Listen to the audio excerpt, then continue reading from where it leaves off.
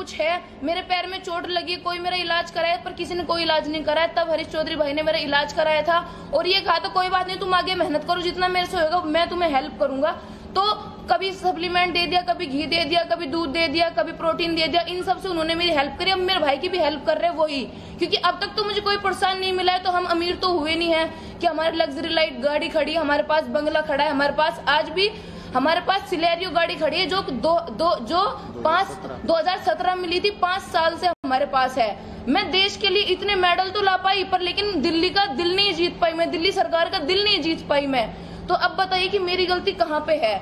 और मैंने इतनी मेहनत करी है, जहाँ तक पहुंची हूँ। मेरे पिताजी यहाँ पे बैठे हैं, इन्होंने इतनी मेहनत करी है, मैं तो सिर्फ अपनी बातें रख रही हूँ। आप सब तो इसे राजनीतिक मुद्दा बना रहे हैं, बताइए। और रेलवे से मैं लड़ती हूँ, तो अब मैं यूपी की हूँ, मैं रेलवे से लड़ सकती हूँ, मैं रेलवे लड़ रही हूँ, तो तब भी मुझे यूपी इतना प्रोत्साहन कर रहा है, तब भी मुझे यूपी इतना दे रहा है।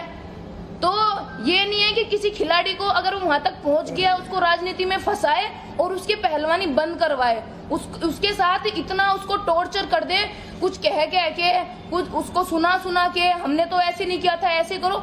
और लोग मेरे से कह रहे अपना सर्टिफिकेट दिखाइए, मेरे यहाँ सी नहीं लिखा है, मैं झूठ नहीं बोल रही हूँ या मैं किससे मांग नहीं रही हूँ, मैंने सर्टिफिकेट भेजे अपने। उसके बाद उन्होंने कौन सी मेरी हेल्प कर दी, उन्होंने कौन सा मुझे कुछ बोला? हाँ दिव्या धन्यवाद, हमें लग रहा था कि तुम झूठे हो इसलिए हमने तुमसे सर्टिफिकेट मांगे, मैंने सर्टिफिकेट भी दे दिए, उसके बाद भी मुझे उन्होंने कुछ नहीं बोला। मेरी उनसे कोई दुश्मनी नहीं है, पर जब वो और बच्चों के लिए कर रहे हैं तो वो मेरे लिए क्यों नहीं कर रहे, ये बताइए।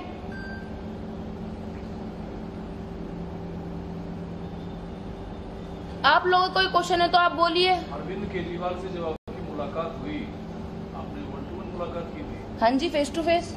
मुलाकात के बाद भी कोई मदद नहीं पहुंची? कोई मदद नहीं पहुंची, ये रहा। उन्होंने कहा था लिख कर दे। और मेरे पास फोटो भी है उनसे मिलते हुए का, मेरे पिताजी गए थे, मेरा बड़ा भाई गया था, उनसे हाथ मिलाते हुए का फोटो है। तो तब मैंने उनसे कहा था कि सर मुझे हेल्प की जरूरत है, उन्होंने कहा आप लिख के दीजिए, हम एकदम ऐसे नहीं कर पाएंगे, राशि वगैरह नहीं दे पाएंगे, हम आगे बात पहुंचाएंगे और हम आपकी हेल्प करेंगे, आप लिख के दीजिए। मैंने लिख के दिया था उनको। लेकिन अरविंद केजरीवाल दिल्ली सरकार में पहला स्पोर्ट्स यूनिवर्सिटी बनाने का दावा करते हैं और आप इतनी संघर्ष भरी कहानी अपना बता रही हैं, क्यों आपको कोई मदद नहीं पहुंचा, क्यों मदद की शिकार हुई? 2018 में आपने देखा है कि क्या हुआ है, क्योंकि आपने मैं भी न्यूज चैनल देखती हूँ, मैं भी सब कुछ देखती हूँ, मुझे नहीं लगता जितना मैं बोल पाई हूँ, जितना मेरे साथ भेदभाव हुआ है, मैंने सीधा डायरेक्ट बोल दिया। कोई भी रेसलर, कोई भी खिलाड़ी या जहां तक आज मैं पहुंची, कोई किसी ने भी ऑब्जेक्शन उठाया हो, मैं ही ऐसी लड़की हूँ जिसने ऑब्जेक्शन उठाया है, मैं ही बोलने वाली ऐसी लड़की हूँ जिसने ऑब्जेक्शन उठाया है। और जो इस लेवल पे भी आके अपने भविष्य की चिंता ना करके, क्या पता कल को क्या होए क्या ना हो, इतनी मेहनत करके आज यहाँ तक पहुंची हूँ, न्याय मिले ना मिले अभी मुझे कोई भरोसा नहीं है।